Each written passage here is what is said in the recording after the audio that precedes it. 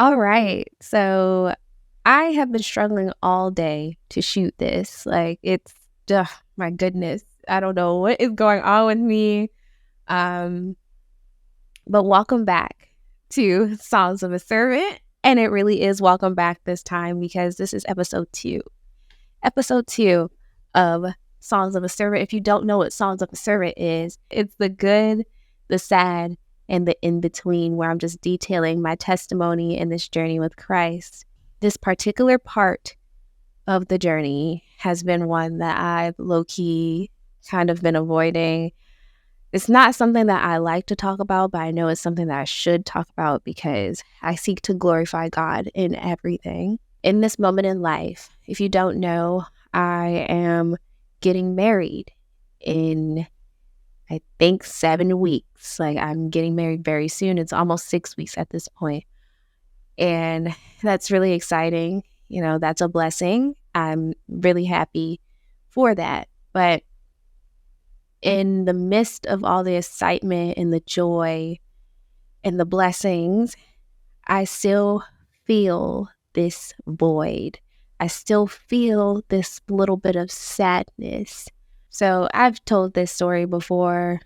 I lost my dad in 2016. I was 18 years old still. I think I was like a sophomore in college. No, I was a freshman. I was a freshman in college. I lost my dad in that spring semester. And that was a very, very pivotal point in my life and in my testimony. Up until then, I had experienced nothing like that. The way that my dad passed was in a very sudden way. He was here one day, and then the next he wasn't. So that was a lot. It changed my whole life. So relating it back to where I am right now, of course, I'm getting married. What's, one of the biggest things that people look for at the wedding? The father of the bride. The father of the bride is the one who walks the bride down the aisle. There's a whole dance devoted to fathers and brides. It's just something that I guess I've kind of been forced to come to terms with and think about. I usually just skip over Father's Day. I just, I won't say I pretend that, my dad didn't exist, but I don't really, celebrate it. But it's like now it's in my face that he's not here, and that can be pretty difficult. My dad was he was a pretty cool dude, He was a preacher. He was a pastor of a very, very small church. That church was really my second home growing up. It's so funny. I guess most little girls, they grow up and they want to be like their mom. And not to say that I don't want to be like my mom. My mom's also amazing. But just I had the privilege and I guess the opportunity to be around him a lot. In my childhood, in my teenage years, all that. And I used to just watch him. I would watch him do, different things for the church. I would watch him clean up outside of the church. And, I would watch how he interacted with people. I would watch how he took care of people. And I was like, I want to be like him. That was my dad, he was really, he was a great pastor, and a really, really good role model. Losing my dad was a time where I had to decide for myself if I really believed all of the things that he had taught me, if I really believed in who he taught me about. I told you, my dad was a pastor, so he had a very strong faith. He instilled that in us from the time we were born. I'm telling you, I think my first word might have been Genesis. It might have been God, Jesus. It would make sense. But from the time we were born, my childhood was very, very, faith was a huge part of my childhood. God was never far away. from, my dad's speech. Like, he was constantly talking about God. We were constantly praying, remembering verses, learning about things. We weren't able to do certain things because of, the type of family that we were. We were God-centered family. So that means, you can't do everything. But I guess one of the things that really happened when my dad passed is, I'm trying to find the words. I had to look at these things as less of a daughter duty and more of a, I actually want to have this faith.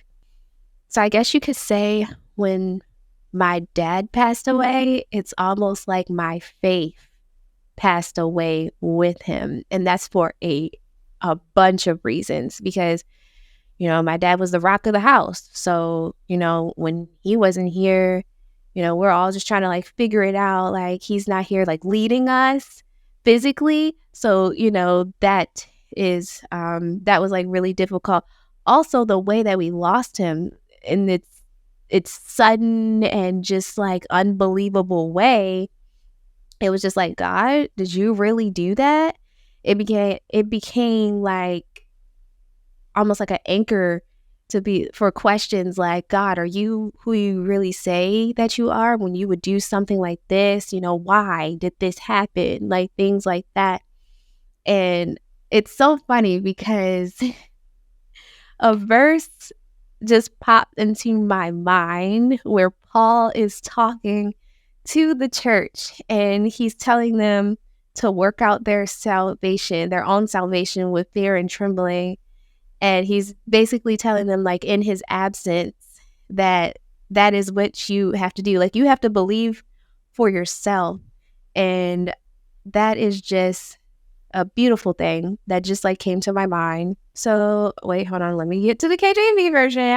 I read like all the versions. So sometimes I'm not in the KJV version, but I like to start there. Okay, so it says, "Wherefore, my beloved, as ye have always obeyed, not as in my presence only, but now much more in my absence, work out your own salvation with fear and trembling. For it is God which worketh in you both to will and to do of his good pleasure."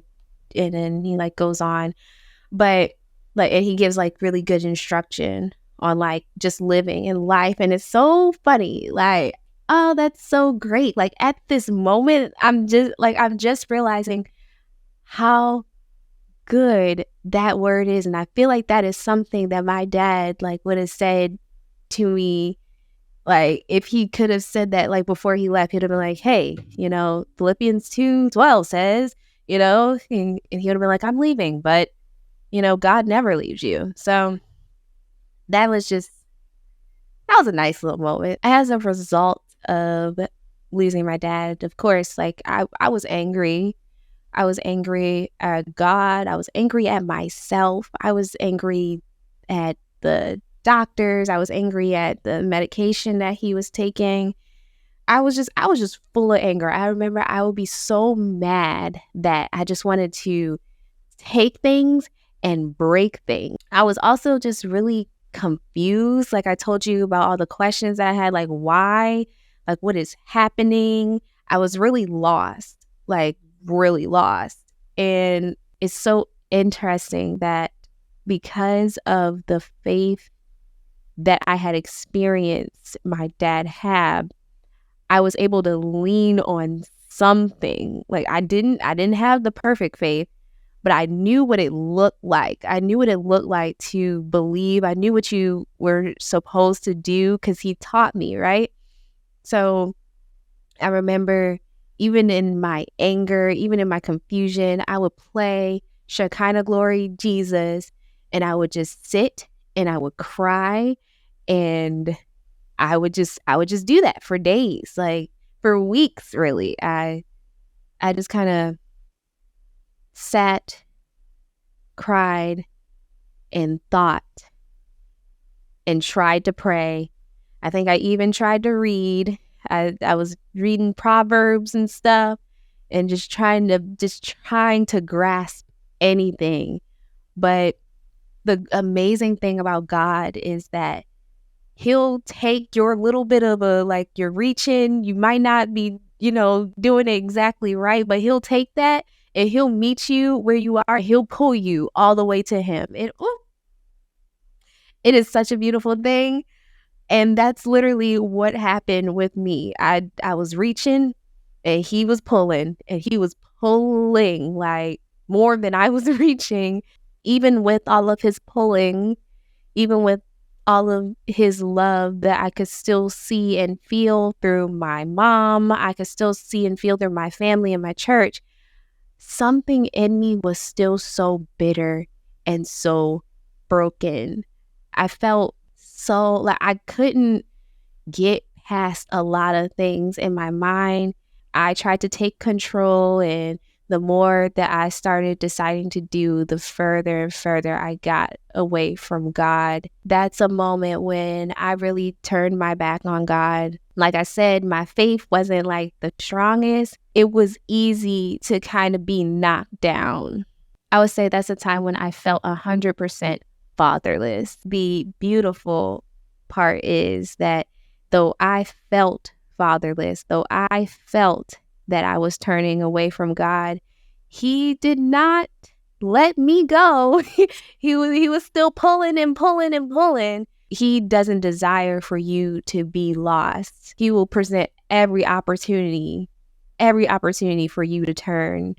He made it so that I was hearing the truth all the time. I was hearing biblical principles all of the time. Like it was getting it. Like I couldn't ignore that. Relating it all back to the topic that we're talking about, I told you that when I turned my back on God, that was a time when I felt completely fatherless, but in all actuality, I never was. Like that's just the kind of really great father that God is. And even today, even though I feel that void, even though there is a little bit of sadness, and I thank God for allowing me to go through that sadness. Like he's not telling me like, oh, your dad's not here, but I'm here and you shouldn't be sad at all and da da da. Like, no, he's like, feel that loss. It's real. I allowed you to have a dad to love. You can feel that loss, and I do. I really do. And I feel it with him. Like he's not just like, all right, go ahead. Like, no, he's like, let's go through this together. So that's been like really great. And I think that's like the definition of a truly good father is he didn't make us void of emotion, but he's always there to walk us through it. And I've been really relying on that in all of these changes, getting ready for marriage and moving. And it's so funny. That's just my phrasing. I'm sorry. I promise y'all I'm going to get to the stories, but it's so funny that I'm going to kick myself for this. But so I said that when I walked down the aisle, of course, I said, I'm walking physically by myself, at least for like a little bit of it. I'm walking physically by myself, but God is going to walk me down the aisle. And now, gosh, it just came to my mind. I'm thinking about how you do that dance with your dad. And I'm thinking about how I am a dancer. And I thought about it. Oh man, I'm kicking myself. I don't even want to say it out loud because now when I say it out loud, then it's going to be like, yeah, you got to do it. I think I'm going to have to dance at my wedding. It wasn't until this moment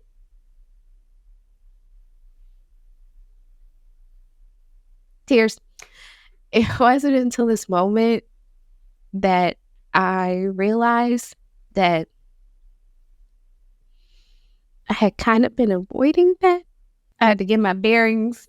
Sorry. I don't really mind, like, crying, like, on camera and stuff, but I'm definitely not about to be crying in the mic.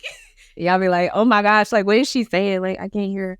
But, it wasn't until this moment that I realized that I was really kind of avoiding, like, anything that, like, had to do with, you know, a dad, like, at a wedding, because it's hard. But now I know that I do have a father, and, I always had a father, like, and that is something that I would love to show, you know, at the end of the day. Alright, so I am so sorry if you are just listening to this and not watching this, but something happened and, like, my Wi-Fi, like, went out for a second, so it, like cut out, and I was like, "Oh my gosh," I was like, "None of that got saved." I was like, "Thank God, because now I don't have to dance." Like, I was crying. I was like, "Oh, yay, now like, that doesn't exist anymore, so that was great." No, it still exists. Why am I like this? I still have everything. Like, I still am gonna be walked down the aisle, by my dad. Like, it won't be my physical dad, but my father in heaven is going to walk me down the aisle. I'm 100% confident in that. And, people are like, "Oh man, aren't you going to be sad? Aren't you going to cry?" I probably am. I promise you, I'm not that strong. Like, you just saw me like crying, like boo hooing. Like, I probably will. But that's not the craziest thing that God has brought me through. Like, if he can bring me through depression, if he can bring me through suicidal thoughts, if he can bring me through self-harm, then yeah, he can walk me down an aisle in front of a few hundred, woo, wait, sorry. And front of my closest friends and family. Like, that's nothing. I guess just to wrap this up, that's the relationship that I gained for real. I was always loved by God. I always knew who God was. I knew of him, but like now I like know him through Jesus, like through actually having the faith myself. I talked about my story. I talked about my testimony. I don't know what yours is. I don't know if you have a father who isn't present. I don't know if you had a father and now you don't. I don't know if you have a father who is kind of present and isn't. Like, I don't know what your testimony, or I mean, I don't know what your place is or your story is, but one thing I will tell you is that you do have a father, no matter who you are, no matter what's going on. You do have an eternal father in God. The only way to get that is through relationship with him. And how do you get that relationship with him? You get that relationship with him by believing in him. You get that relationship with him by believing that he would send his son to die for you. You get that relationship by understanding that he is the designer of life. He is the one who created life. You get that relationship by submitting to him, by submitting to his will, by submitting to his way. And then you grow. You grow and you grow and you grow. I wasn't here. This mature, I guess you could say, well-rounded Christian girl. I was not her in 2016, 17, 18, 19. Like, I wasn't her. It took time, but it took God. It took his patience. I guess I said all this to say is, that relationship with God is what really changed my life. A lot of what I was going through, it's so funny because everything is literally in the Bible, and a lot of what I was going through, the confusion and the bitterness and the anger and all that, the Bible talks about how the thief just comes to steal, kill, and destroy, but Jesus comes so that you can have life and have it more abundantly. Like, the thief is the thief of joy, the thief of light, the thief of anything good. So in that moment, of course, that's all I was feeling. And, when the enemy or adversary like came up against me, I didn't really have like the faith to like fight that or understand. But now I do. And now I'm telling you that Jesus did come so that you could have life more abundantly, and you don't have to sink into the same place that I did. You don't have to sink into the same lies that I did. It was a lie from the pit of hell that God is not who he says he is. He surely is who he says he is. And he loves me the way that he says that he does. He loves you the way that he says that he does. So I'm hoping that today, if you're listening to this podcast, a whole lot of truth is getting in. I pray that if you are at a point where you do feel abandoned, you do feel lonely, you do feel fatherless, that you will understand that God is the only father that you need. The fathers that he places in our lives are blessings. The fathers that he gives us, that's grace. Like he didn't have to do that, and he didn't have to give me the father that he gave me, but he did, and I'm very thankful for that. He doesn't have to be the kind of father that he is, and I'm extremely thankful for that. Like he is just everything. That is the end of this episode. I feel like this episode is probably like an hour, and I'm going to have to edit that, but thank you for joining. This was definitely really, really great for me as well, because like I told you, I never, ever talk about it. I don't like to talk about it, but now I feel like kind of like a weight's been kind of lifted like off of my shoulders, especially in this wedding prep season, just thinking about things. Like everything feels like a lot clearer now, a lot brighter. And I thank God for that. Thank my Father for that. All right. So I'll see you in the next one. I don't know what we're doing next, but thank you for joining.